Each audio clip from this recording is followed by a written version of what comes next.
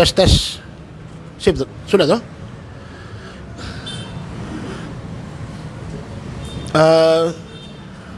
Selamat pagi menjelang siang bagi semua rekan-rekan yang hadir di sini dan juga rekan-rekan wartawan baik media online maupun blogger serta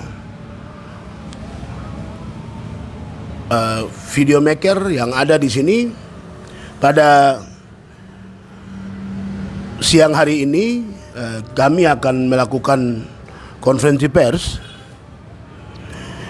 dengan judul Papua Darurat Militer dan Darurat Kemanusiaan, di mana konferensi pers ini diselenggarakan oleh Solidaritas Rakyat Papua Tolak Kekerasan Negara atau Sorak Patok.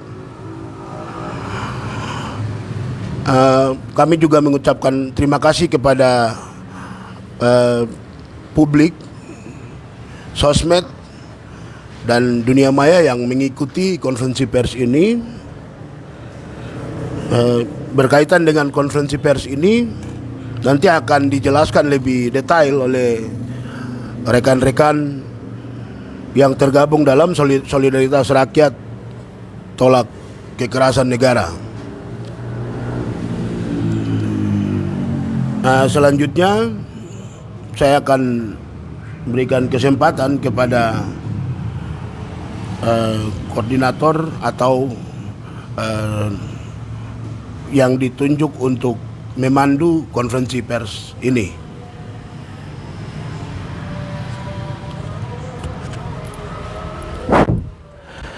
Ya, selamat siang untuk kawan-kawan semua, dan selamat siang juga untuk seluruh rakyat Papua. Kami dari Solidaritas Rakyat Papua Tolak Kekerasan Negara, hari ini kami melakukan jumpa pers terkait dengan situasi hari ini yang terjadi di Papua dan lebih khususnya di beberapa daerah yang hari ini terjadi kontak tembak antara TPNPB dan militer Indonesia. Jadi melihat dari situasi ini, pengiriman militer secara besar-besaran di Papua ini cukup sangat tidak sesuai dengan undang-undang yang sudah diatur oleh DPR sendiri. Jadi banyak persoalan yang terjadi di Papua dan lebih khususnya beberapa daerah ini, itu menjadi persoalan kita rakyat Papua semua hari ini. Dan bagaimana kita mengajak seluruh rakyat Papua, mahasiswa dan seluruh elemen, bagaimana melihat persoalan ini itu menjadi persoalan bersama, persoalan Papua semua, untuk bagaimana kita mendorong kasus ini sama-sama. Yang paling penting terkait dengan hari ini pelanggaran HAM yang terjadi di beberapa daerah, terus pengungsian secara besar-besaran di Intan Jaya, Yaukimo, Pengunduhan Bintang, Puncak Papua, Maibrat. Dan ini menjadi tanggung jawab kita semua rakyat Papua, dan dibantu oleh kawan-kawan dari penggiat HAM juga untuk melihat persoalan ini. Tujuan daripada ini kita jumpa pers ini, bagaimana kita mengajak seluruh rakyat Papua untuk melihat persoalan ini sama-sama. Kita tidak bisa membiarkan kita punya kawan-kawan di Duga, terus kawan-kawan di Intan Jaya, Puncak Papua, dan beberapa daerah lainnya ini menjadi persoalan mereka sendiri. Tapi bagaimana kita lihat persoalan ini sama-sama. Untuk itu beberapa kawan-kawan perwakilan dari organ gerakan, terus perwakilan dari ikatan, perwakilan dari Duga dan beberapa daerah lainnya sudah hadir di sini, dan kami akan dengarkan langsung dari statement-statement dari kawan-kawan terkait dengan situasi hari ini yang terjadi di beberapa daerah. Itu sebagai pembuka, mungkin kawan-kawan yang sudah diberi kepercayaan hari ini untuk mewakili organ gerakan dengan beberapa daerah lainnya, mungkin silakan untuk berikan statement. Mungkin begitu, hormat. Mungkin mulai dari teman-teman dari gerakan dulu ya, atau dari teman-teman dari wilayah dulu. Perwakilan dari kabupaten dulu, mungkin dari ujung sini. Teman-teman dari Puncak, nanti lagi.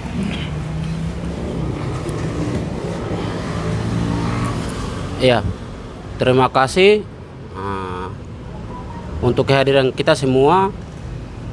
Saya perwakilan dari Kabupaten Puncak, Papua, ikut terlibat dan merespon soal situasi yang sedang terjadi di Puncak Papua, bahwa bagaimana situasi di Puncak Papua itu tidak sesuai dengan aturan-aturan penerapan militer dan aturan-aturan pembuatan pos militer. Dengan itu saya bergabung atas nama perwakilan kawan-kawan Puncak Papua untuk merespon bagaimana pemerintah dan negara, lebih khususnya pemerintah daerah pusat, ikut terlibat dalam penerapan militer maupun konflik-konflik horizontal yang sedang terjadi di Puncak Papua, yang selama ini sudah mengorbankan 19 jiwa yang korban dalam pertempuran konflik horizontal maupun dari TNI Polri sendiri. Dengan itu saya tegas dan mengajak seluruh masyarakat untuk terlibat merespon soal hal-hal ini. Dan kami berharap pemerintah Puncak Papua segera memberhentikan konflik horizontal yang sedang terjadi di Puncak dan pembuatan pos militer tidak sesuai mekanisme aturan negara. Mungkin dari Puncak Papua sekian.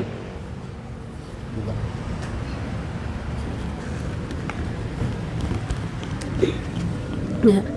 Baik, terima kasih atas waktu yang diberikan kepada kami. Perkenalkan, nama saya Dolia Bruangge, saya mewakili pengungsi dari Kabupaten Duga.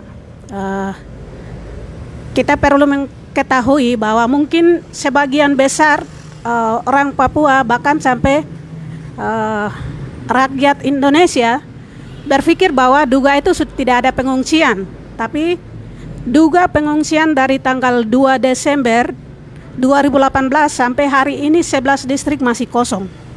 Dan setiap saat itu penerapan militer itu berlebihan. Dan setiap penerapan itu menggunakan 3 jalur.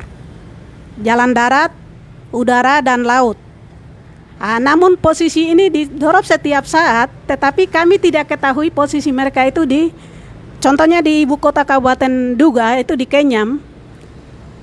Masuknya kami lihat, tapi posisi mereka ada di mana itu kami tidak tahu. Sehingga hal ini juga membuat pengungsi yang hari ini ada itu tidak bisa berkebun di sekitaran hutan atau tempat-tempat bikin kebun, karena di sekitar itu tidak tahu apa yang mereka ketakutan seperti itu. Dan di sini kami berterima kasih kepada kawan-kawan solidaritas dari gerakan yang sudah buat satu bentuk kepedulian yang hari ini bisa mengundang kami mewakili pengungsi bisa datang untuk berbicara. Itu kami mengucap syukur, supaya apa yang kami rasakan sebagai pengungsi, kawan-kawan juga merasakan hal itu, sehingga hari ini bisa mengundang kami.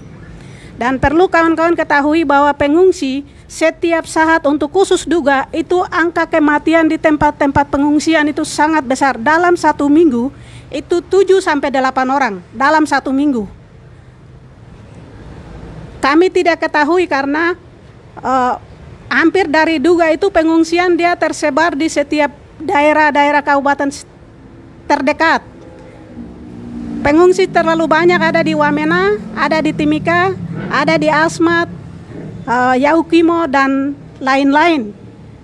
Mereka karena pengungsian lari ke tempat yang merasa bahwa itu aman, tapi hari ini contohnya macam Kabupaten Yaukimo mengalami hal yang sama. Ini sangat berbahaya bagi masyarakat. Artinya hari ini dari pengungsi Duga itu dilihat dari tahun 2018 sampai dengan 2021, dilihat negara Republik Indonesia melihat bahwa hal ini hanya di sisi politik saja, tidak mengutamakan rakyat sipil, sehingga banyak rakyat sipil yang korban. Sehingga kami minta dan menyampaikan di forum ini, kalau bisa negara harus menarik militer non organik. Karena kami lihat kekuatan yang digunakan di daerah ini juga seakan-akan melawan negara, sesama negara. Alat yang digunakan juga tidak sebanding dengan yang digunakan oleh TPNPB. Nah, ini mungkin melanggar juga kalau kita dilihat ada undang-undang atau hal-hal yang melarang bahwa menggunakan alat negara berlebihan, padahal ini lawan TPNPB juga menggunakan alat tidak sebanding dengan yang digunakan oleh TNI Polri. Tapi hasil dari akibat itu kebanyakan masyarakat sipil yang korban. Dan saya menggarisbawahi bahwa Duga 11 distrik sampai hari ini masih kosong.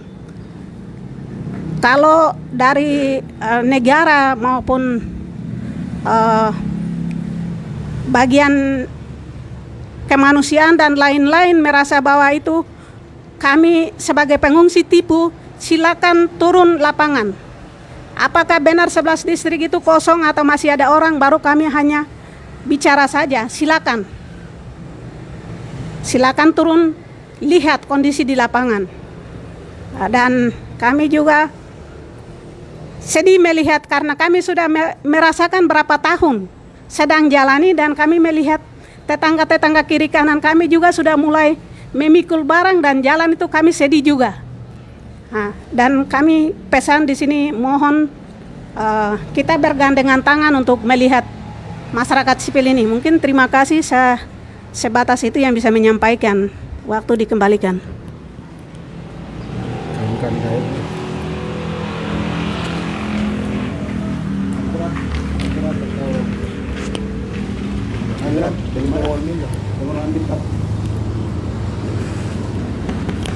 Oke, selamat siang buat rekan-rekan semua, Yepmum. Yang pertama, saya mengucapkan terima kasih karena sudah memberikan kesempatan untuk kami menyampaikan keluh kesah kami di forum ini, begitu. Itu terus yang berikut, terima kasih juga untuk pihak LBH yang sudah menyediakan tempat untuk kami melakukan konferensi pers di sini, gitu. Terus yang berikut, terima kasih juga teman-teman yang masih eksis untuk mengawal semua agenda kita terkait bagaimana kita mengawal pengungsi dan juga korban-korban operasi militer atas nama kemanusiaan. Sekali lagi ya, saya di sini akan menyampaikan kondisi terkini di bagian Pegunungan Bintang. Untuk bagian Pegunungan Bintang, saya akan lebih fokus ke kondisi pengungsi. Itu. Untuk pengungsi ini ada beberapa distrik yang mengungsi. Tempat pengungsiannya itu ada yang lari ke PNG, terus ada yang masih di PNG itu di bagian Tumorbil, Pinalbil, kemudian perbatasan Tinibil di sekitaran pertengahan situ masih ada 188 orang sekitaran itu. Bahkan sampai lebih dari itu masih mengungsi, begitu, belum kembali. Itu. Terus distrik-distrik yang sudah mengungsi itu yang pertama itu dari distrik Okhika itu 535 orang. Itu yang sudah terdata. Terus dari distrik Okyop itu pengungsinya 30 orang. Sedangkan distrik Kiwirok sendiri itu 772 orang. Berikut dari distrik Okbemtau 384 orang. Yang berikut distrik Oklip 196 orang. Itu baru yang didata, begitu. Belum lagi secara hitungan kasar. Secara hitungan kasar yang saya dengar itu sekitar 3.000-an lebih sudah mengungsi. Tapi yang sudah terdata di sini itu 1.000-an lebih. 1.917 orang yang sudah mengungsi dan juga belum kembali. Itu terkait jumlah pengungsi yang sudah mengungsi dan juga tempat-tempat yang sudah mengungsi. Selain mereka pergi ke perbatasan dan juga Papua Nugini, ada juga yang mengungsi ke bagian ibu kota atau Oksibil, dan juga distrik-distrik yang belum sempat terjadi perang antara TNI Polri dengan pasukan TPNPB itu. Terus kerugian lain yang dialami sama masyarakat itu walaupun data validnya belum ada, tapi laporan kasar dari teman-teman yang di daerah konflik itu mereka mengatakan banyak sekali kerugian seperti ternak, terus perkebunan, dan juga rumah-rumah yang ditempati sama militer itu banyak sekali, begitu. Jadi pas pengungsian terjadi itu setelah konflik atau perang terjadi di ibu kota distrik Kiwirok. Setelah itu distrik Kiwirok dan 3 distrik besar itu mereka mengungsi. Tapi kemudian lebih banyak lagi mereka mengungsi itu setelah dibombardir kira-kira tanggal hari Minggu tanggal sekian lah. Laporan kasar itu mereka kasih turun sekitaran 14 bom yang dikasih turun begitu. Tapi kemudian yang meledak itu hanya 1. Jadi akibat dari peledakan bom itu akhirnya itu masyarakat panik, lalu mereka mengungsi itu. Sampai dengan saat ini mereka ada yang sudah busung lapar dan lain-lain. Tapi untuk korban meninggal dan lain-lain itu kami masih melakukan upaya untuk melakukan pendataan dan lain-lain. Karena mau masuk itu susah. Jadi jalur-jalurnya itu sudah diisi oleh pihak TNI Polri itu. Jadi kami juga berharap supaya terutama pemerintah Kabupaten Pegunungan Bintang untuk segera melakukan pendataan secara menyeluruh begitu. Dengan diikut sertakan pihak ketiga yang independen begitu, supaya pengambilan datanya itu valid dan juga tidak direkayasa. Itu yang kami minta. Kemudian kami juga pesan supaya seluruh mahasiswa Pegunungan Bintang yang hari ini sedang ninabobo dengan kegiatan-kegiatan mahasiswa yang tidak punya representasi yang jelas itu, supaya ikut terlibat begitu, supaya ikut terlibat untuk mengawal peristiwa yang terjadi di Kiwirok atau Kabupaten Pegunungan Bintang. Karena ini menyangkut kemanusiaan. Jadi kita semua tahu bahwa tidak ada yang lebih daripada kemanusiaan itu sendiri, sehingga bisa kita kawal sama-sama, baik itu LSM ataupun pemerintahan Kabupaten Pegunungan Bintang dan seluruh masyarakat, bahkan seluruh Papua, untuk kita kawal sama-sama supaya kita bisa menanggulangi ini. Itu mungkin untuk dari situasi Pegunungan Bintang hari itu secara garis besar untuk pengungsi seperti begitu. Terlepas dari itu kami juga menolak supaya tidak boleh miring-miringkan isu ini ke isu politik praktis begitu. Karena ini murni perang TPNPB dan juga korban ini korban murni korban perang begitu. Supaya jangan lagi dikotak-kotakan ini pihak ini, akhirnya pihak ini yang setting supaya pihak ini yang membayar dan lain-lain supaya konflik ini diciptakan itu atau perang ini diciptakan. Itu segera hentikan begitu. Karena ini murni perang TPNPB dengan TNI Polri dan juga pengungsi yang lagi mengungsi ini murni korban perang begitu.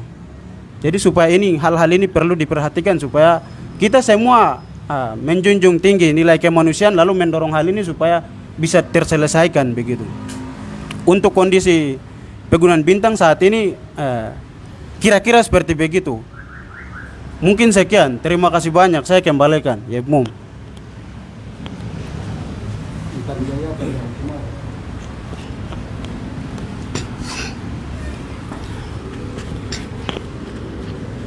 Oke. Baik, terima kasih atas kesempatan yang diberikan kepada saya. Saya banyak terima kasih kepada tuan-tuan yang hadir pada kesempatan ini. Saya dari perwakilan mahasiswa Kabupaten Intan Jaya, Komunitas Independen Somatua Intan Jaya. Di sini saya sampaikan sedikit bahwa yang Intan Jaya sekarang terjadi itu kita semua tahu bahwa itu bukan masalah baru dan itu bukan sembunyi-sembunyi, tidak ada. Pasti semua orang sudah tahu. Jadi hanya gambaran saja di sini saya mau bilang bahwa dari tahun 2019 sampai saat ini dan detik ini kita baru telepon dari orang tua juga ada 23 kasus yang terjadi. 23 kasus yang terjadi terhadap kita punya masyarakat yang ada di kabupaten. Dan sekarang masyarakat yang ada di sana itu mereka mengungsi ke gereja-gereja yang ada. Jadi mereka tinggal itu ada 3 gereja. Jadi dari kemarin sampai sekitar jam 6 malam itu mereka dapat pengungsi lagi dari gereja kasih keluar ke luar. Yang lain masih ada di hutan-hutan, di kali dan keluarga semua kita kita belum ambil data, jadi sementara ini masih dalam proses. Jadi itu kita mau, dan kita mahasiswa harap TNI yang beroperasi di wilayah Intan Jaya harus tarik kembali ke negara. Karena adanya TNI, masyarakat setempat mereka tidak bisa hidup. Dan latar belakang mereka yang jelas bahwa karena ada PT Bulog Babu. Jadi PT Bulog Babu itu yang punya saham-saham besar itu, kita tahu bahwa petinggi-petinggi TNI Polri. Jadi dari Intan Jaya itu seperti demikian. Waktu kembalikan. Jadi pengungsi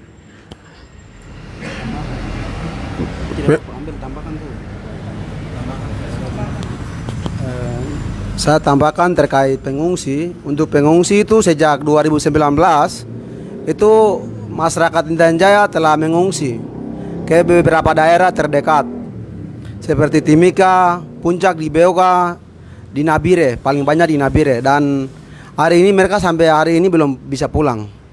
Yang ada di atas itu cuma mereka bisa berlindung cuma di gereja. Tapi baru-baru ini gereja saya ditembak. Gereja ditembak, di tengah dilindungi oleh pastor-pastor yang ada. Masyarakat warga sipil di gereja ditembak. Makanya hari ini masyarakat sudah bubar habis. Dan detik ini juga ada penyerangan dari helikopter serang ada. Baru kami dapat telepon hari ini. Penyerangan militer dari secara ini tidak tahu ini perang dunia ketiga atau apa ini. Begitu. Ada hari ini penyerangan dari helikopter ada sedang jalan di atas. 2 helikopter bertemu dari pagi sampai hari ini masih di jalan. Kemudian untuk pengungsi itu yang keluar kota itu belum kembali ke Intan Jaya. Yang ada itu cuman ada begitu penyembakan. Mereka melindungi di gereja. Tapi terakhir itu gereja di gereja Katolik itu sudah ditembak gereja ini. Gereja yang di betong ditembak. Kemudian di hadapan pastor dilindungi begitu. Namanya Apollo Belau itu dia ditembak juga. Makanya melihat itu masyarakat yang bilang kita rasa aman di gereja, tapi begitu melihat kejadian itu sudah mengungsi, sudah bubar satu-satu. Jadi tidak tahu, mungkin lewat penyerangan tadi helikopter mungkin banyak yang sudah mati nih di atas. Banyak yang sudah mati. Itu jadi untuk pengungsi hari ini tuh yang kami tahu sekitar 21.000 itu sudah mengungsi keluar Intan Jaya. Kemudian pusat pengungsian besar-besaran terjadi di Hitadipa dan distrik Sugapa. 2 distrik ini dan beberapa kampung sekitar itu semua mengungsi. Kemudian yang ada itu kan tidak terlalu bebas. Hanya mereka berlindung di gereja. Jadi memang situasi hari ini darurat militer luar biasa. Mungkin ini perang dunia ketiga mau jadi mulai dari tanah Papua sini. Mulai mungkin mau kemana kah begitu. Jadi memang hari ini darurat militer. Negara berlebihan. Ini mereka lawan negara atau tidak tahu. Jadi ini memang saya berharap supaya hari ini kami butuh tidak hanya mahasiswa, tidak hanya aktivis. Ini bicara kemanusiaan. Kau DPR kah, kau gubernur kah, kau siapa kah, kau babi kah, manusia kah yang hidup di tanah Papua harus bersatu. Lihat situasi ini. Tidak boleh lihat itu untuk Gama punya, tidak boleh lihat ini Intan Jaya punya, tidak boleh lihat ini Kiwirok punya, tidak boleh lihat ini Jaukimo punya, tidak boleh begitu. Ini manusia. Kamu yang ada di Papua lalu tidak bicara hal ini, kamu masuk neraka semua. Orang-orang yang ada di makan berak di tanah Papua ini. Jadi saya berharap pimpinan gereja yang ada di sini, denominasi gereja semua harus duduk bersama kita. Aktivis yang ada semua, gerakan organisasi LSM, kowe dari gubernur sampai DPR daerah harus nyatakan sikap jelas bahwa sebenarnya situasi di Papua tidak aman-aman. Ini waktunya untuk bersatu, keselamatan yang tersisa. Sudah habis manusia Papua. Itu harapan kita.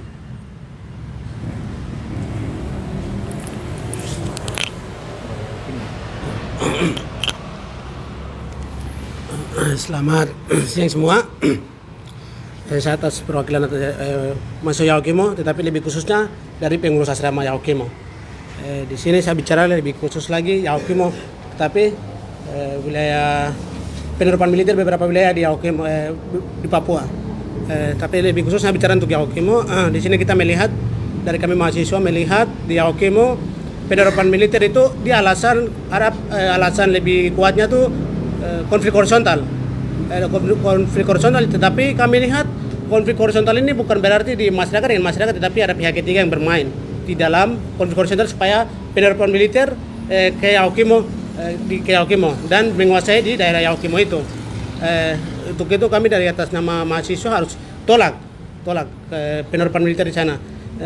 Itu yang pertama. Yang kedua lagi, kami melihat beberapa tahun kemarin videonya sudah beredar itu tapi sudah terhapus. Tapi video itu kan masyarakat penerapan militer itu masyarakat beraktivitas tidak bisa karena mereka bawa parang, pisau atau panah itu di pihak militer mereka palang di jalan lalu mereka palang karena mereka beraktivitas berkebun pakai apa? Ini tidak bisa. Jadi kami menolak hal ini penerapan militer atau kekerasan militer di daerah Yaukimo ini kami tegas menolak. Itu menolak. Tapi beberapa daerah yang terjadi penerapan militer tapi peperangan itu juga kami atas nama mahasiswa kami tolak itu dari kami mahasiswa Yaukimo. Tapi ulang lagi, jangan alasan karena ada konflik horizontal di Yaukimo dari penerapan militer itu kami tegas menolak siapapun. Pemerintah Yaukimo kau buat apa untuk apa? Untuk masyarakat berarti kau bisa atur itu masalah itu. Konflik horizontal kau pemerintah harus atur. Jangan harus dari militer selesaikan itu tidak bisa. Itu kok menambah konflik horizontal itu kalau kok menambah militernya.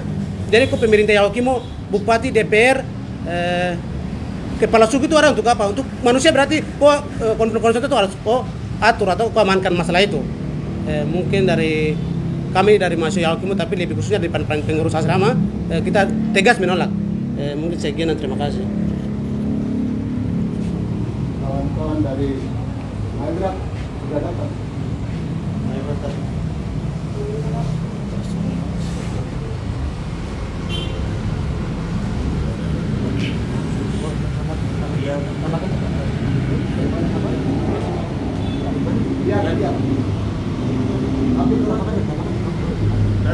Ada lagi mau tambahkan ya,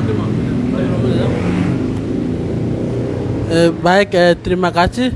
Seperti apa yang tadi disampaikan bahwa di Yaukimo ini sementara ini adalah pihak ketiga sementara bagaimana untuk menciptakan konflik horizontal ini yang sedang terjadi.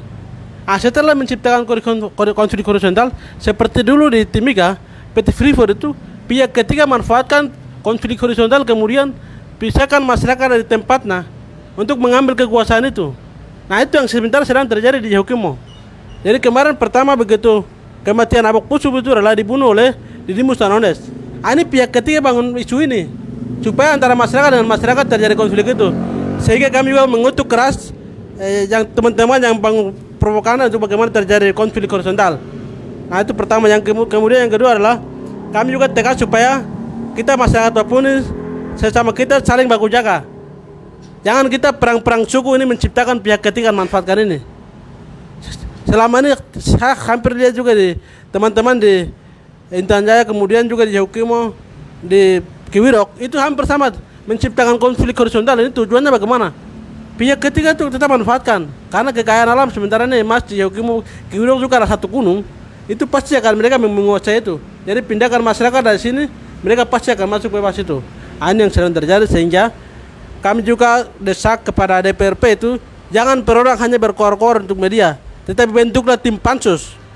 Tim pansus ini akan membentuk pencari fakta kepada setiap daerah-daerah konflik militer ini untuk merangkul semua masyarakat dan informasi-informasi pasti yang harus memberikan keterangan kepada masyarakat. Itu yang kemudian yang berikut adalah kami juga desak kepada Komnas HAM.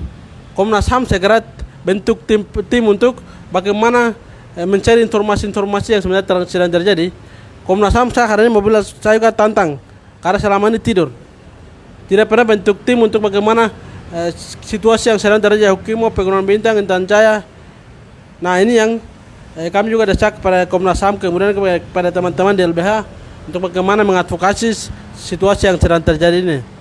Nah ini yang kemudian yang berikut kami di Yaukimo sedang yang kami juga desak kepada pemerintah Yaukimo terutama adalah DPR. DPR ini adalah 3 fungsi utama: pengawasan, penganggaran, dan legislasi. Ini tidak pernah menjalankan baik. Seakan-akan mereka itu menjadi tim sukses, seakan-akan menjadi eksekutor. Ini yang kami juga selama ini mengutuk keras karena ini bukan masa-masa kampanye. Bagaimana mengarahkan masyarakat untuk menciptakan kapitalisme yang baik di situasi yang di Yaukimo sedang terjadi ini. kami juga desak ada DPR di bidang komisi bersangkutan bagaimana membentuk tim pansus untuk mengarahkan masyarakat setempat secara baik. Ini yang kami juga sedang desak. Kemudian karena kami juga kemudian untuk soal pemerintah daerah hari ini mau dengan ajakan sikap mau menolak TNI Polri susah karena nyawa mereka terancam. Hari ini saya menolak pasti akan terancam nyawa. Makanya teman-teman mahasiswa aktivis kita yang peduli rakyat kita, masyarakat kita, kami tolak dengan tegas penerapan militer dan serangan diskriminasi yang sedang terjadi. Nah itu soal yang berikut adalah saya sampaikan mengkutuk keras juga kepada Gubernur Papua. Hari ini memberikan surat izin untuk perusahaan di Intan Jaya itu. Ini salah satu aktornya Lukas NMB. Jangan pernah kita cari siapa-siapa. Karena sudah jelas surat resmi sudah ditandatangani oleh Lukas NMB, Gubernur Papua.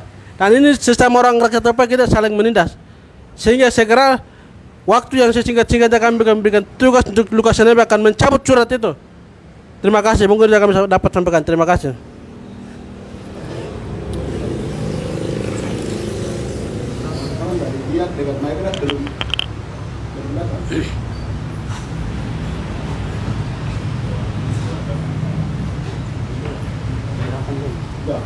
Kalau dua wilayah masih belum datang kawan-kawan dari gerakan, misalnya ada Jepar atau bentuknya.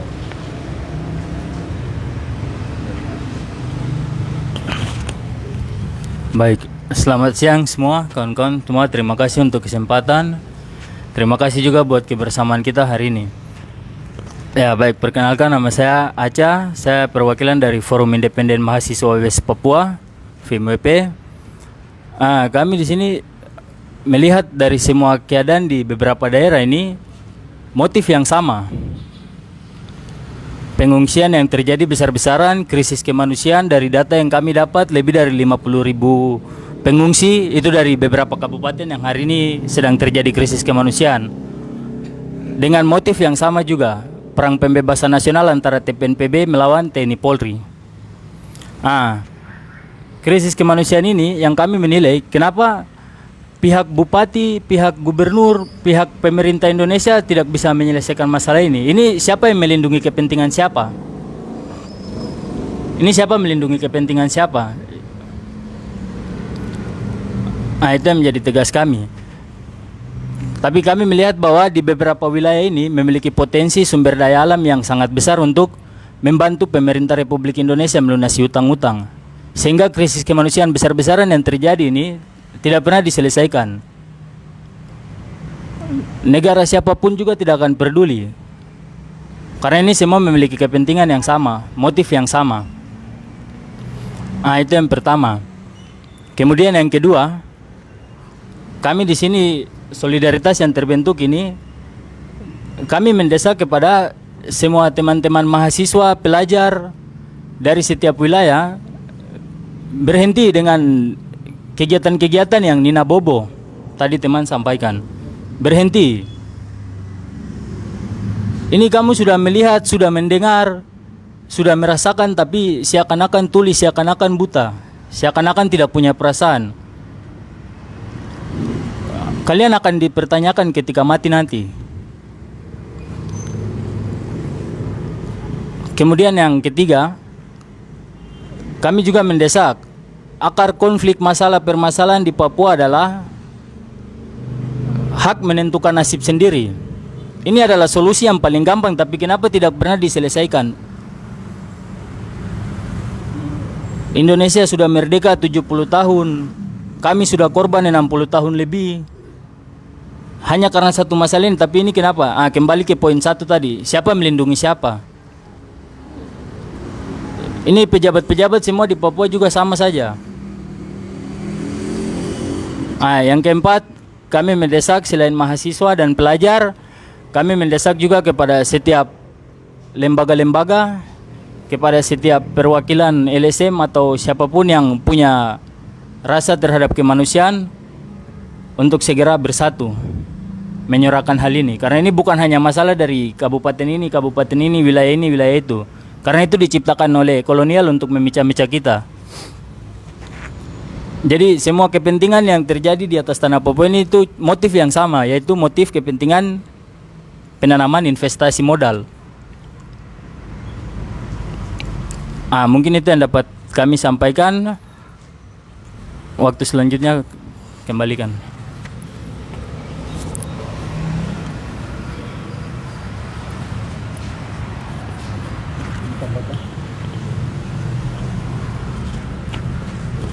Mohon maaf, saya tambahkan lagi soal situasi Puncak Papua. Situasi Puncak Papua sekarang itu selain pembunuhan yang tidak beraturan, itu juga terjadi dengan pelecehan seksual yang terjadi pada mama dan perempuan Puncak. Selain itu juga masyarakat yang mengalami konflik di Puncak itu sudah mengungsi ke beberapa kabupaten. Sisa yang berada di Puncak Papua itu dihadapi dengan konflik horizontal yang bagaimana negara dipelihara.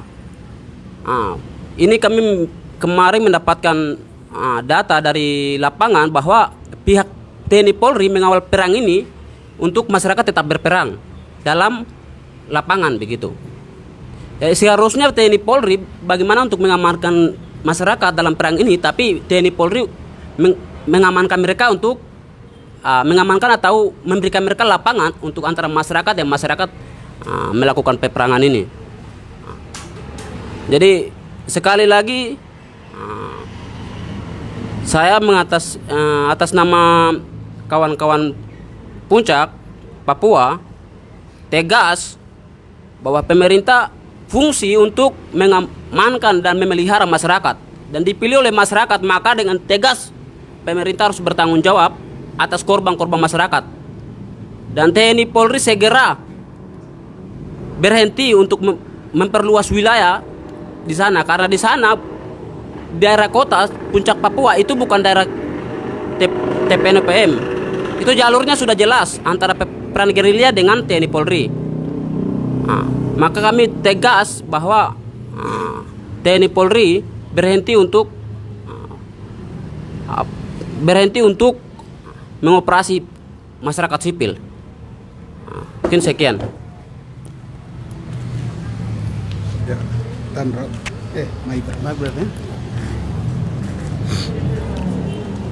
Baik. Salam, selamat siang buat kita semua. Di sini saya dari mengupdate situasi tentang konflik yang terjadi di Maibrat dari 2 September sampai sekarang ini. Jadi dilihat dari konflik yang pernah terjadi di Maibrat antara TNI Polri dan TPN, ini dia berimbas pada pengungsian besar-besaran yang terjadi di Kabupaten Maibrat dari tanggal 2 September sampai sekarang ini. Sekarang detik yang saya ada bicara nih, karena belum ada penanganan serius dari pemerintah daerah, provinsi maupun pusat. Ini yang sekarang terjadi. Karena di sana pasca konflik sampai sekarang ini yang mengungsi itu 5 kampung dalam satu distrik. Itu yang sekarang mengungsi. Dan ada yang mengungsi turun ke bagian Bentuni, ada yang turun ke Sorong, ada yang menyeberang ke Tambrau, ada yang sekarang mengungsi di kampung tetangga, tapi belum ada perhatian dari pemerintah pusat maupun provinsi. Dan ada beberapa catatan lagi yang kita dapat, yaitu ada satu masyarakat sipil yang ditembak tapi belum tahu dia keadaan sampai sekarang ini bagaimana, hidup kah mati kah. Ini sampai sekarang kita masih mempertanyakan hal ini. Mungkin dari saat saya minta kepada pemerintah daerah maupun pemerintah provinsi, tekankan kepada pemerintah pusat agar memberikan akses masuk ke Maibrat begitu, karena sampai sekarang akses masuk ke sana juga tertutup. Jurnalis tidak bisa masuk, pegiat HAM juga tidak bisa masuk. Yang di dalam sini hanya pemerintah daerah Kabupaten Maibrat dengan TNI Polri saya yang ada di dalam situasi konflik ini. Sedangkan tim-tim lain tidak bisa masuk. Ini ada apa? Seperti itu. Mungkin masyarakat sipil yang ada di sekarang mengungsi ini belum dapat perhatian serius dari masyarakat luas begitu. Makanya kami minta supaya pemerintah pusat tolong untuk memperhatikan, kirim PMI Palang Merah Indonesia yang sekarang ada dibentuk itu. Karena yang ada sana dominan itu masyarakat sipil. Seperti begitu. Mungkin itu saya yang dapat saya sampaikan. Sekian, terima kasih, waktu saya kembalikan.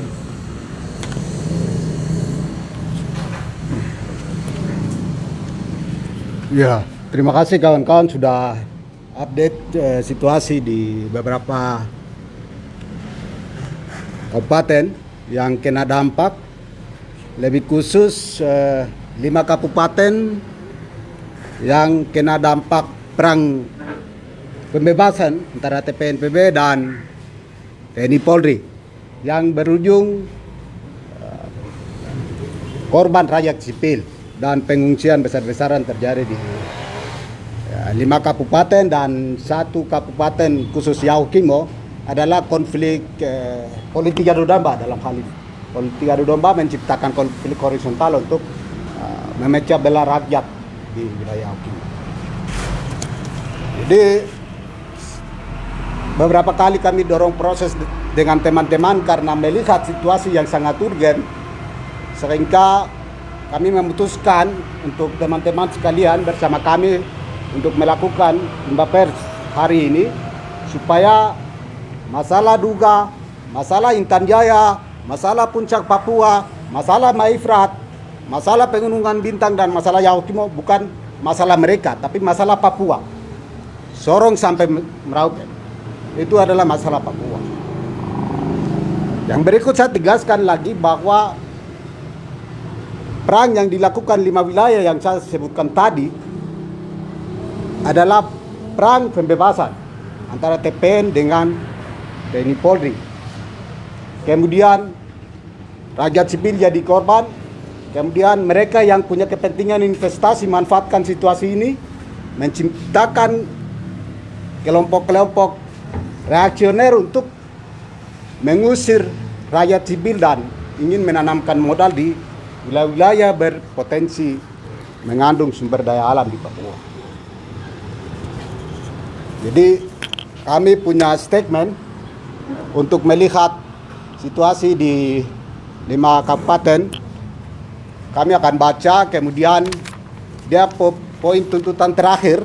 Ketika saya baca, teman-teman yang peduli kemanusiaan di beberapa wilayah ini ikut sama-sama kita baca 7 poin yang kami tulis di sini. Kami mengambil judul melihat situasi darurat yang ada, lebih khusus di saat ini di Intan Jaya. Maka kami menetapkan bahwa Papua sesungguhnya adalah darurat militer dan krisis kemanusiaan.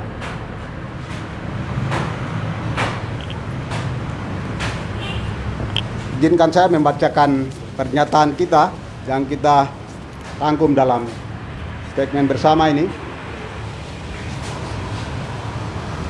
Solidaritas rakyat Papua tolak kekerasan negara. Sorak Patok.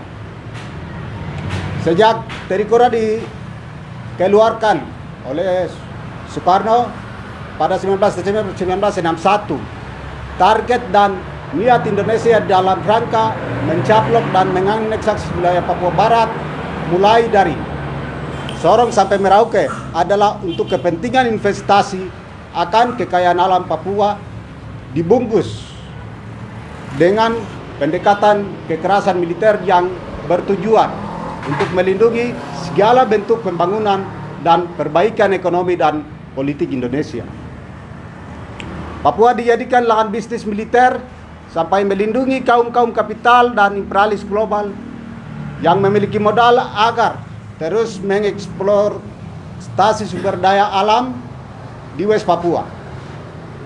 Kongkal-lingkong antara kapitalis global dan kolonial Indonesia mendorong terlaksananya persetujuan New York Agreement 15 Agustus 1962 dan perjanjian Roma Agreement 30 September 1962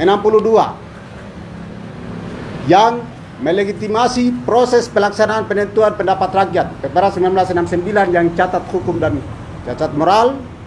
Sejak saat itu berbagai operasi kejahatan militer terus dilakukan di Papua, mulai dari operasi Wisnu Murti 1, operasi Wisnu 2, operasi Batajuda, operasi Kapak, operasi Kaswari, hingga operasi Raya Walai Selain itu, berganti nama pada periode-periode waktu tertentu.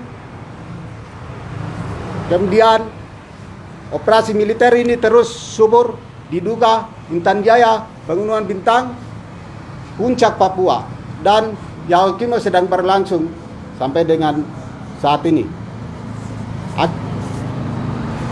Operasi militer di Papua saat ini tidak terlepas dari kepentingan investasi kapitalis imperialis global, pembangunan infrastruktur rezim Jokowi, pembangunan jalan Trans Papua yang sepenuhnya dikerjakan oleh militer adalah untuk membuka akses bagi imperialis global yang selama ini terkendala akibat wilayah Papua yang saling terisolasi satu sama yang lain. Pembangunan pos-pos militer sepanjang jalan Trans Papua, pangkalan militer di Pulau Mapia, pembangunan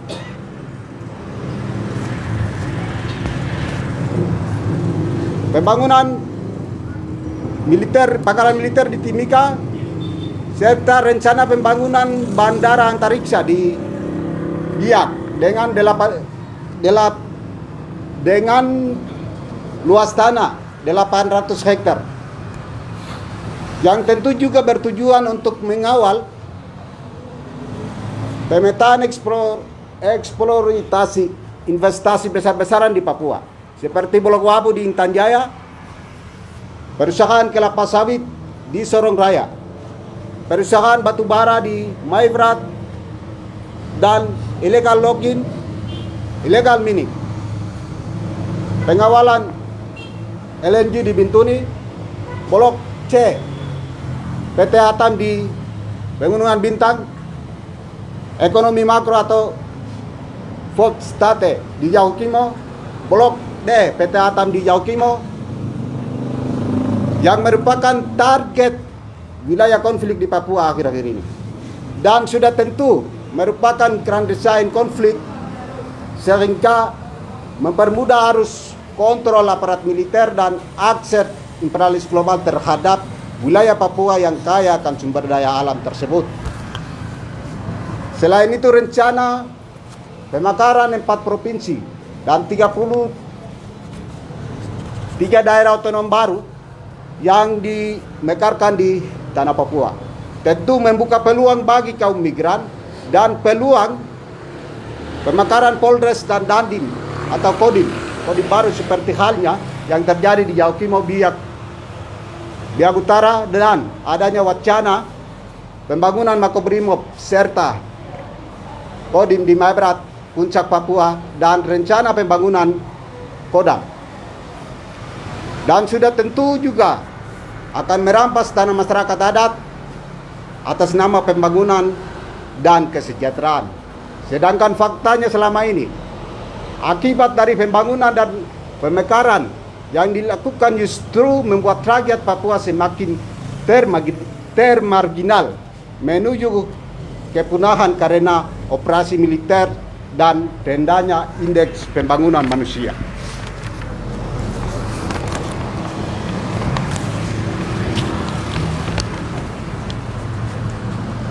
Selama 1 Januari sampai dengan saat ini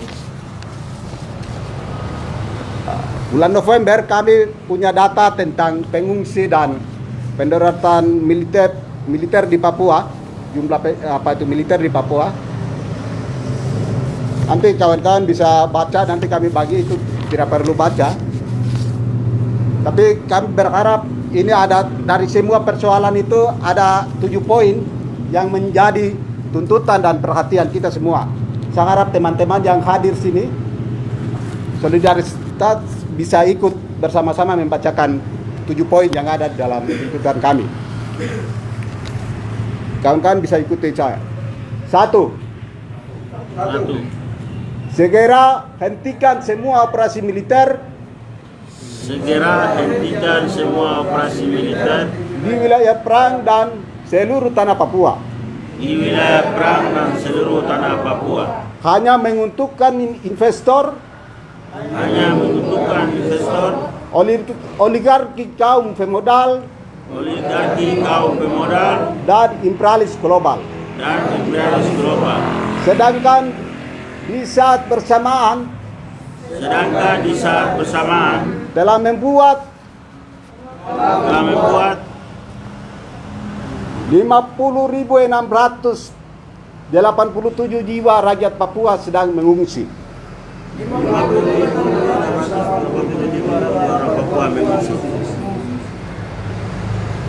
Mereka sedang menderita hidup dalam ketakutan dan trauma. Mereka sedang menderita hidup dalam ketakutan dan trauma. Dua, pemerintah Indonesia segera mencabut semua izin.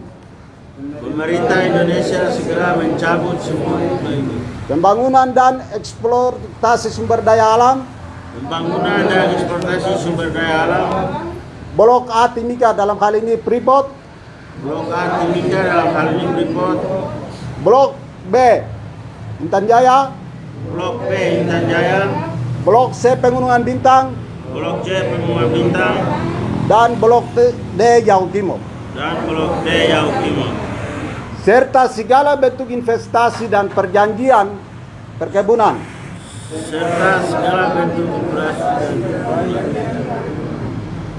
Di Yaukimo, di Merauke, illegal logging di Maibrat, bandara antariksa di Biak, merupakan dalam yang akan melahirkan krisis kemanusiaan di Papua. Yang ketiga, buka akses bagi jurnalis independen, nasional maupun internasional, datang dan menginvestigasi situasi kemanusiaan di Papua. Yang keempat, mendesak Komisaris Tinggi HAM PBB Perserikatan Bangsa-Bangsa,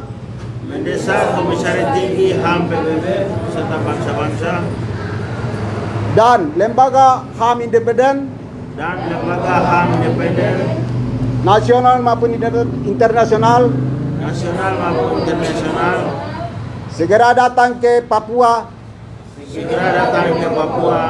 lebih khusus wilayah operasi militer seperti Duga, Intan Jaya, Puncak Papua, Maibrat, dan Pegunungan Bintang. Yang kelima, mengajak seluruh pihak di tanah Papua, baik gereja, adat, mahasiswa, pemuda, LSM, pemerintah, serta seluruh rakyat Papua dari Sorong sampai Merauke. Kita bersama-sama mengawal krisis kemanusiaan yang terjadi di wilayah perang.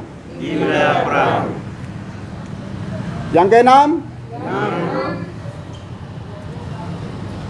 tolak otonomi khusus dan bebaskan Victor Gemo serta seluruh tahanan politik tanpa syarat. Yang ketujuh, berikan hak penentuan nasib sendiri bagi bangsa Papua. Untuk mengakhiri krisis kemanusiaan. Darurat militer. Sekaligus perubahan iklim. Akibat pola eksploitasi. Kapitalis dan imperialis global terhadap sumber daya alam di West Papua. Terima kasih, itu statement kami, dan teman-teman yang mewakili yang bicara tadi bisa tanda tangan statement ini. Mungkin kawan-kawan dari BIAK atau dari Kempar kalau sudah ada, kami kasih kesempatan.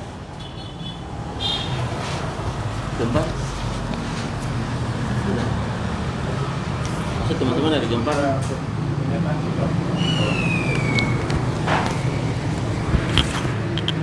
Jadi pernyataan pembacaan ini saya hanya singkat-singkat, kasih putus-putus. Jadi apabila ada, kalau kawan-kawan perlu kami akan kirim. Mungkin itu lebih khusus saya kembali tekankan situasi Intan Jaya yang sangat memprihatinkan adalah pertama itu penembakan terhadap 2 anak.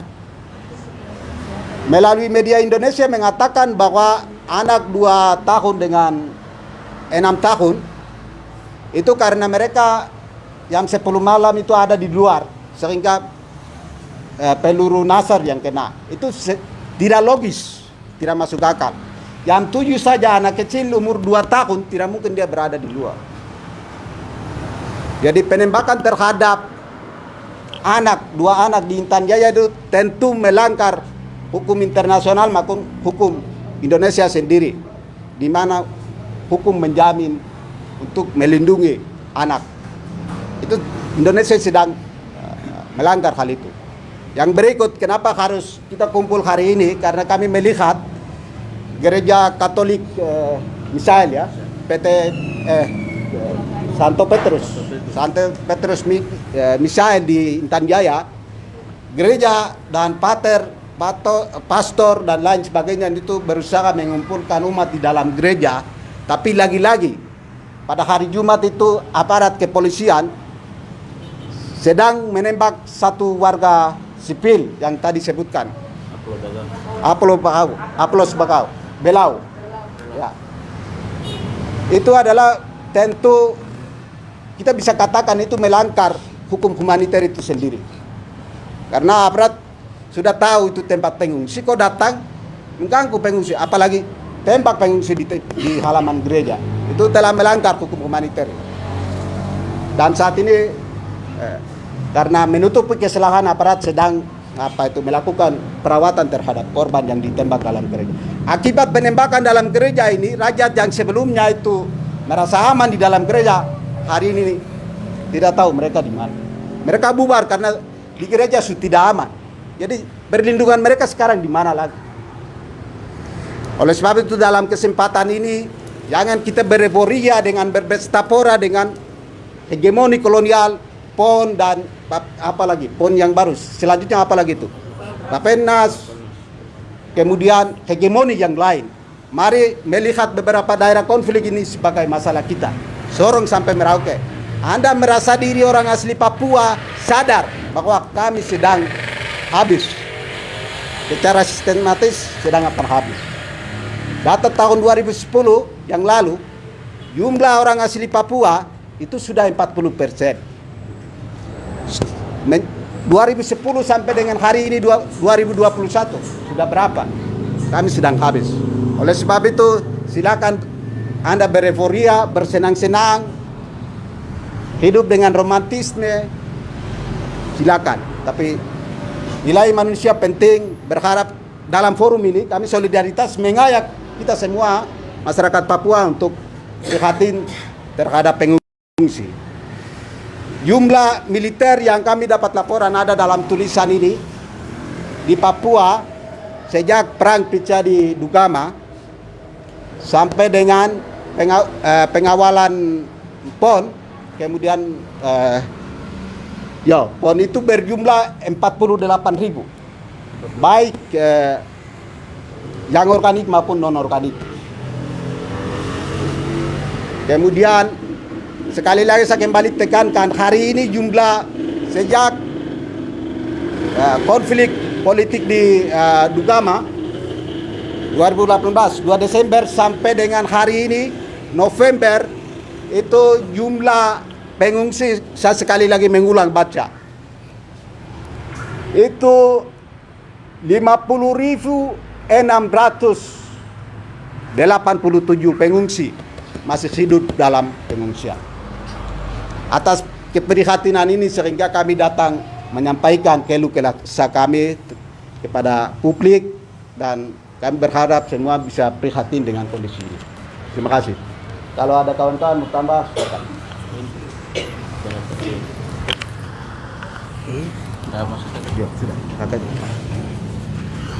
Oke, selamat siang buat semuanya. Tadi sudah disampaikan ya terkait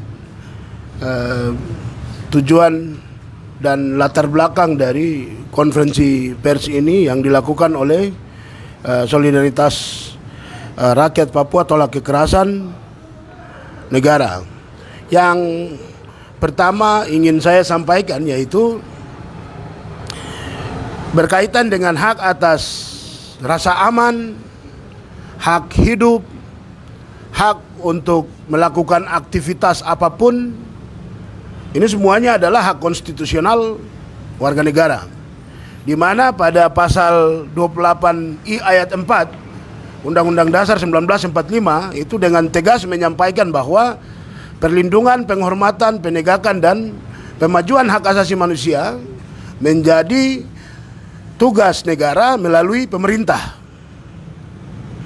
Nah, apa yang tadi disampaikan baik dari Puncak Papua, kemudian Nduga, kemudian Pegunungan Bintang, selanjutnya di Intan Jaya dan juga Yahukimo serta Maibrat, ini menjadi bukti di mana ada warga negara yang hak atas rasa aman, hak untuk beraktivitas dan hak-hak lainnya itu terenggut.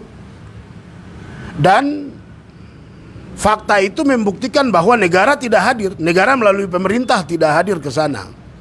Kehadiran TNI Polri yang adalah representasi dari negara ini bukan kemudian menjadi kondisi di mana masyarakat tetap aman di rumahnya masing-masing, namun mereka keluar dari rumahnya dan kemudian mengungsi ke hutan kampung sebelah, bahkan ke dalam gereja. Namun yang sangat miris kemudian di tempat pengungsian ini pun mereka masih dalam kondisi yang tidak nyaman. Kami tahu berkaitan dengan pengungsi itu ada aturan yang dibentuk oleh pemerintah Indonesia di tahun 2018 tentang Palang Merah Indonesia. Dan aturan pelaksananya itu dibuat di tahun 2019.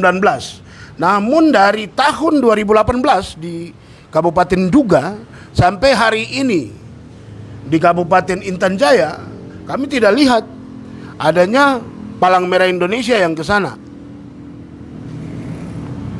Ini kemudian semakin menjelaskan kondisi ketidakhadiran negara melalui pemerintah untuk memberikan pemenuhan hak bagi masyarakat sipil yang menjadi korban konflik bersenjata di kamp-kamp pengungsian. Nah, perlu juga kita sampaikan di sini bahwa mayoritas yang menjadi pengungsi itu jumlahnya paling tinggi perempuan dan anak. Sampai ada cerita ibu-ibu hamil itu terpaksa melahirkan di hutan. Sampai ada cerita bayi karena kelaparan mati di kamp pengungsian. Dan yang terbaru di Intan Jaya, di tempat pengungsian dalam gereja, ada juga warga masyarakat sipil yang tertembak. Bahkan di Kabupaten Pegunungan Bintang, pengungsi lari sampai ke wilayah negara Papua Nugini. Fakta ini menunjukkan bahwa di Papua dengan pendekatan keamanan yang kemudian melahirkan konflik bersenjata ini kemudian melahirkan fakta adanya pengungsi internal dan juga pengungsi internasional.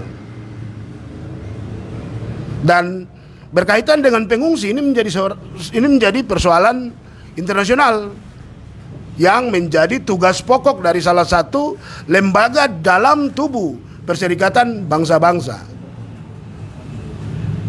Nah, dengan adanya Undang-Undang Palang Merah Indonesia, ini menunjukkan fakta di mana negara Indonesia itu juga tunduk dengan ketentuan perlindungan terhadap pengungsi baik internal maupun internasional.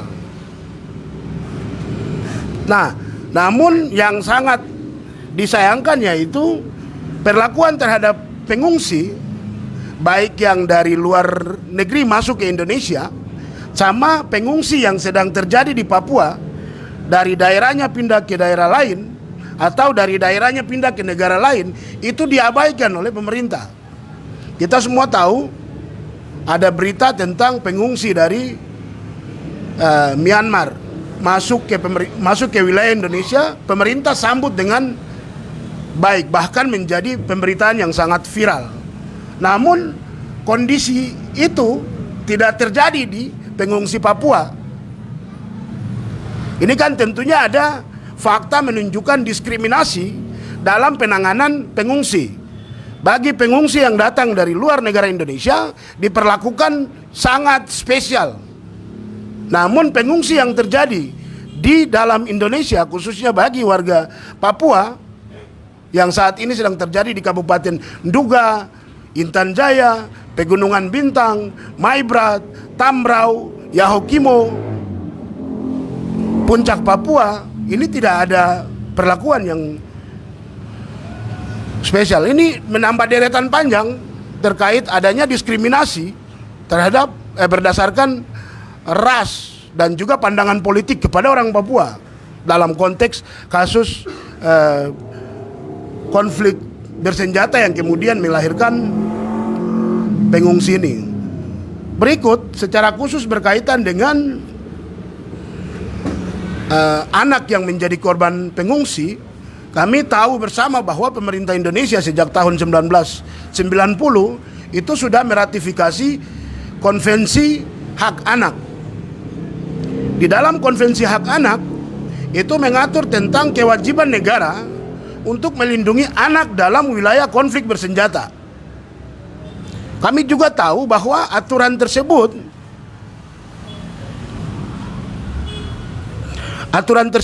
itu sudah kemudian diakomodir dalam Undang-Undang Nomor 35 Tahun 2014 tentang perubahan Undang-Undang Nomor 2 Tahun 2003 tentang perlindungan hak anak. Di sana jelas menyampaikan terkait kewajiban negara dalam konteks melindungi anak di daerah khusus, ya, dalam konteks pengungsi maupun konflik bersenjata. Dengan adanya fakta 2 anak yang tertembak, di mana satunya masih hidup dan satunya meninggal dunia di Kabupaten Intan Jaya, ini membuktikan bahwa negara Indonesia melalui pemerintahnya dan juga alat keamanannya itu tidak mampu mengimplementasikan konvensi tentang hak anak, juga undang-undang perlindungan anaknya, perlindungan anak yang sudah dibuat. Nah, karena anak tersebut meninggal, itu tentunya jelas-jelas masuk dalam fakta pelanggaran hak hidup. Dan perlu kita ketahui bersama bahwa dalam konteks konflik bersenjata, pemerintah Indonesia juga sudah meratifikasi Konvensi Jenewa di tahun 1959, di mana pemerintah menyampaikan bahwa dia akan melakukan semua prinsip-prinsip Konvensi Jenewa tahun 1949. Nah, Konvensi Jenewa adalah aturan perang yang diakui secara internasional. Dan di dalam Konvensi Jenewa itu mengatur tentang hak asasi manusia bagi para peserta agung, dalam hal ini TNI, Polri maupun TPNPB, serta masyarakat sipil yang ada di dalam wilayah konflik. Secara spesifik bagi masyarakat sipil itu diatur pada pasal 3 Konvensi Jenewa tahun 1949. Nah, berkaitan dengan ketentuan pasal 3, apabila kemudian kita melihat pada fakta pengungsi baik di Nduga, kemudian Puncak Papua, Intan Jaya, Maibrat, Tambrau, dan juga di Pegunungan Bintang serta Mimika, dan juga Intan Jaya yang baru-baru ini terjadi, ini membuktikan bahwa ada pelanggaran pasal 3 Konvensi Jenewa. Nah, atas pelanggaran ini menunjukkan bahwa sedang terjadi kejahatan perang di sana. Begitu. Ya, kita tahu bahwa pemerintah Indonesia tidak meratifikasi salah satu pelanggaran HAM berat dalam bentuk kejahatan perang yang diatur dalam Statuta Roma. Oke, karena dia tidak meratifikasi itu, maka dalam konteks Indonesia ini tidak berlaku. Namun dalam konteks internasional ini adalah fakta kejahatan perang. Nah, atas dasar itu kembali pada komitmen Konvensi Hak Anak yang telah diratifikasi oleh pemerintah Indonesia, di mana di dalamnya mengatur tentang perlindungan anak dalam daerah konflik yang mengacu pada Konvensi Jenewa. Maka dengan adanya fakta anak yang ditembak, satu masih hidup dan satu meninggal, ini kemudian mendesak dalam konteks hukum internasional untuk memperlakukan tadi kejahatan perang. Karena Konvensi Jenewanya bilang seperti itu. Perlindungan anak dalam konteks kondisi perang itu mengacu pada hukum humaniter yang diatur dalam Konvensi Jenewa 1949. Maka itu ini benar kondisinya sedang terjadi darurat kemanusiaan. Darurat kemanusiaan ini bisa terjadi karena pendekatan keamanan yang sedang dipraktekkan oleh pemerintah Indonesia di Papua. Itu artinya pendekatan keamanan tidak akan menyelesaikan masalah, justru akan semakin menambah deretan masalah dan akan semakin mencoreng nama baik pemerintah Indonesia di muka internasional, dan juga akan membuktikan bahwa pemerintah Indonesia sedang melanggar hukumnya sendiri. Sebagai negara hukum semestinya itu tidak terjadi, karena akan muncul ketidakpercayaan kepada pemerintah Indonesia yang mana faktanya membuktikan bahwa sedang melanggar hukumnya sendiri. Nah, berkaitan dengan pendorongan pasukan, ini legalitasnya ada di Undang-Undang Otonomi Khusus ya, Undang-Undang Nomor 2 Tahun 2021 tentang perubahan Undang-Undang Nomor 21 Tahun 2001 tentang otonomi khusus. Di dalam situ dengan tegas menyatakan bahwa yang berkaitan dengan kewenangan pusat, yaitu salah satunya adalah pertahanan keamanan. Pendorongan pasukan yang sedang terjadi di beberapa wilayah ini merupakan kewenangan pusat berdasarkan Undang-Undang Otonomi Khusus.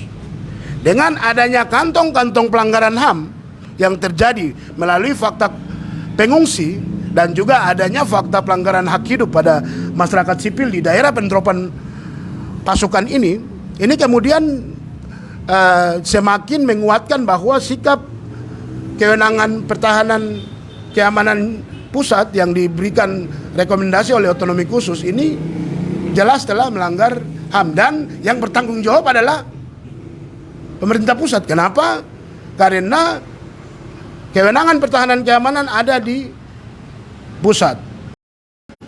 Nah, yang terakhir yang ingin saya sampaikan, status dari pendorongan pasukan di beberapa tempat ini statusnya apa? Kami minta pemerintah melalui negara melalui pemerintah Republik Indonesia untuk segera menyatakan status dari pendorongan pasukan yang sedang di-drop sesuai dengan pasal 19, 20, 21 Undang-Undang Nomor 34 Tahun 2004 tentang TNI yang mengatur tentang pendorongan pasukan.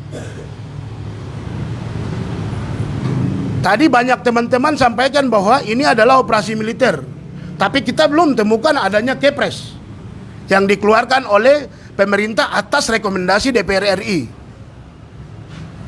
Itu sesuai dengan mekanisme yang ada di dalam pasal 19, 20 dan 21 Undang-Undang Nomor 34 Tahun 2004 tentang TNI.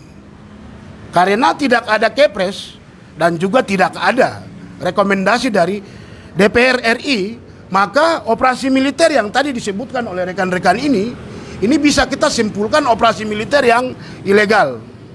Kenapa ilegal? Karena implementasinya tidak sesuai dengan rekomendasi pasal 19, 20, 21 Undang-Undang nomor 34 tahun 2004 tentang Tentara Nasional Indonesia, khususnya pada mekanisme pendropan. Nah, mungkin itu yang bisa saya tambahkan dalam konteks hukum dari apa yang sudah disampaikan oleh rekan-rekan tadi.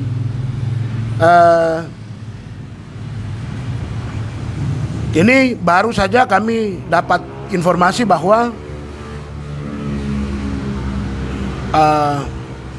ada salah satu masyarakat sipil yang menjadi korban penembakan ya, atas nama Manfred Tamunete, di mana penembakan itu terjadi pada tanggal 24 Oktober 2021 di Maibrat. Sampai saat ini kita belum ketahui, keluarga juga belum ketahui dia ada di mana. Kalau sampai ke depan tidak ada, maka statusnya bisa kami simpulkan masuk dalam kategori penghilangan paksa, karena dia ditembak atau dia ditembak diketahui tanggal 24 Oktober 2021. Tapi sampai saat ini jasadnya belum diketemukan oleh keluarga. Dan menurut informasi dari keluarga, yang melakukan penembakan ini adalah dari aparat. Untuk itu ya, sebelum kami simpulkan ini adalah bagian dari pembunuhan di luar hukum dan masuk dalam kategori penghilangan paksa, kepada para pelaku yang mengetahui dengan jelas di mana status tubuh dari Manfred Tamunete, tolong dikembalikan kepada pihak keluarga. Dan juga bagi pihak-pihak yang berwenang dalam konteks ini bisa kemudian melakukan tugasnya untuk memberikan hak atas keadilan bagi korban. Oke. Sudah. Mungkin itu konferensi pers yang dilakukan oleh Solidaritas Rakyat Tolak Kekerasan Negara atau Sorak Patok dengan tema Papua Darurat Militer dan Darurat Keamanan disampaikan. Semoga konferensi pers ini bisa menjadi suara kemanusiaan yang bisa mengingatkan negara melalui pemerintah, khususnya TNI Polri, dan juga bisa mengingatkan pentingnya implementasi hak humaniter bagi para peserta agung di wilayah konflik, dalam hal ini TNI Polri dan juga TPNPB, untuk melindungi masyarakat sipil yang ada di sana sesuai dengan prinsip-prinsip Konvensi Jenewa tahun 1949, dan juga menyampaikan kepada pemerintah Provinsi Papua untuk mengambil tindakan yang cepat dalam konteks menjalankan perintah pasal 28I ayat 4 tentang tanggung jawab perlindungan HAM. Yang berikutnya, bagi Palang Merah Indonesia untuk melakukan tugasnya di semua daerah di mana adanya pengungsi. Berikutnya kepada Komnas HAM Republik Indonesia, baik pusat maupun perwakilan Papua, untuk melakukan tugas penyelidikan dugaan pelanggaran HAM-nya di tempat-tempat di mana terjadi konflik bersenjata. Yang berikutnya secara khusus kepada Komisi Perlindungan Anak Indonesia untuk segera melakukan tugasnya, sebab perlindungan anak di daerah konflik bersenjata adalah kewajiban hukum negara Indonesia dan juga menjadi tugas pokok dari Komisi Perlindungan Anak Indonesia. Terlepas dari itu, kami juga minta kepada Komisi Perlindungan Perempuan untuk melakukan tugasnya melindungi dan memastikan pemenuhan HAM bagi para perempuan yang ada di daerah pengungsi. Mungkin itu yang bisa kami sampaikan. Selanjutnya, apabila ada kesalahan kata dalam konferensi pers ini, kami mohon maaf. Semoga ini menjadi pesan kemanusiaan yang bisa membuat kita semua bersatu padu untuk menyelamatkan manusia dari ancaman konflik bersenjata di Papua. Demikian, selamat siang, Tuhan berkati.